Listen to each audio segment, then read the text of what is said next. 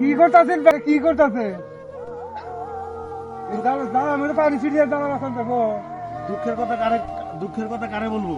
হ্যাঁ যাদের আশায় জ্বালা গেলাম, হ্যাঁ তো আসলে কি সাদা মনে দাগা দেয়। আচ্ছা পানি দেওয়ার কথা পানি এনে না দেওয়ার কারণে আমি জ্বালা কাটছি না। হ্যাঁ তারা একা কইছে যে পানি দেবো তাই করে দেবো, দেয় নাই। আচ্ছা। না দেওয়ার কারণে কিন্তু আমি জ্বালা কাটছি, কারণ দাম তো আর মারা যাবো না। না। তার জন্য এগুলো এনে আমি এই বালতিতে পানি দিতে যাচ্ছি। বাড়িতে বাড়িতে খেয়ে দশান যাবে না রে ভাই। বাসা না গেলে আর কি করবো, চেষ্টা করতেছি তো কি করবার। কারণ এইভাবে পানি ছিটিয়ে কি দাঁড়া রাখেন দেবো।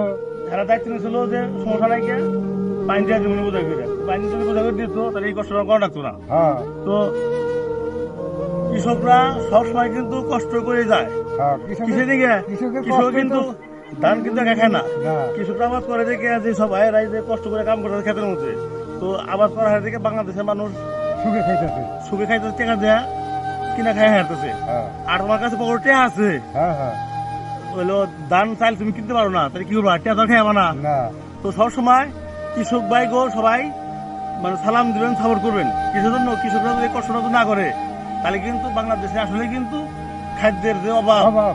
এটা বোঝা যাবো। হ্যাঁ। কারণ টাকা দিয়ে সবকিছু হয় না। হ্যাঁ হ্যাঁ কারণ সাধারণ মানুষ কৃষকের পরিশ্রমের দরকার আছে। ভালো থাকবেন, আল্লাহ হাফেজ। ধন্যবাদ।